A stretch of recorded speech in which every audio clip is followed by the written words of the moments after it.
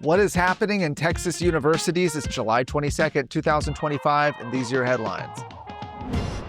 A summer course at Texas State University promotes LGBT ideology concerning gender and sexuality within families. Family Diversity is an online course that ran from May 27th to June 24th, featured lessons on gay marriage, transgender children, and adoption by same-sex couples. The course also included readings that openly endorsed and promoted LGBT parenting.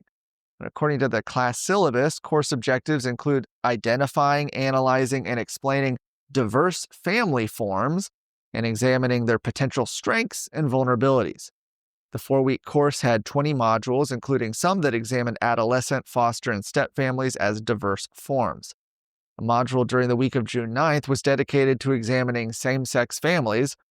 According to the syllabus, students learned about same-sex and LGBT parenting, says parenting a transgender child and relating public policy issues such as restroom access. The module also reviewed the typical timeline for same-sex couples, looking into how the development of a same-sex couple's family differs from that of a standard family. The module concluded by looking at adoption by same-sex couples. A review of listed references for the Texas State class found multiple articles that support the LGBT agenda. One has the unsettling title, Parenting a Transgender Child the Day My 4-year-old son told me he was a girl.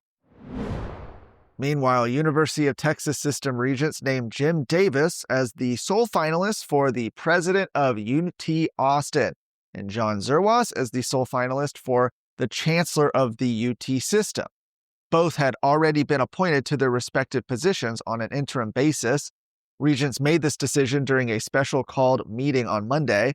The announcement creates a 21-day finalist period, which is typically a formality, before Regents can officially appoint a candidate to the open position. They have to have this waiting period.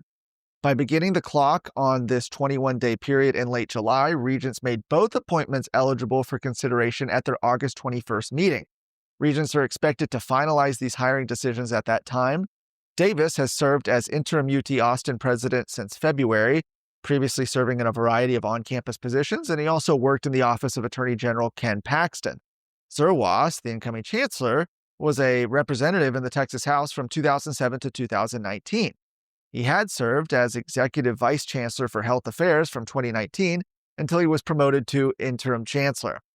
Both report to the UT System Board of Regents, which is appointed by the governor and confirmed by the Senate. What are the important things out there in Texas politics and Texas news that matter to you, and what can you do about it? That's what we want to bring you with the Luke Macias Show on a weekly basis for 20 to 30 minutes. That way you can get the information and go do something for the rest of your week. I look forward to coming to you every Wednesday. A proposal to crack down on the sale of THC products in Texas has been revived in the Texas Senate, with supporters arguing it's a necessary step to stop what they call a shadow recreational marijuana market. Opponents warn it'll shutter small businesses across the state. Senate Bill 5 by Senator Charles Perry would ban the production, sale, and possession of consumable marijuana products that contain any cannabinoids other than CBD or CBG. Substances marketed as Delta 8, Delta 9, Delta 10, THCA, and THCO would be outlawed. During a committee hearing on the bill, Perry made clear that the legislation is intended to remove most THC from stores. Perry also noted that the bill would allow the continued sale of hemp seed derivatives like hemp oil and protein powder, which he said are federally recognized and not intoxicating. But he argued that the bulk of the products found in retail stores today were never intended under the 2019 hemp legalization law and have instead flooded the state under a false sense of legality.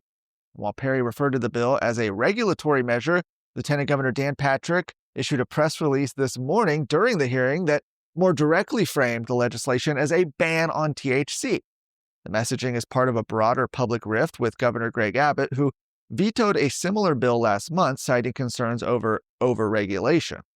In response, Patrick accused the governor of wanting to legalize recreational marijuana.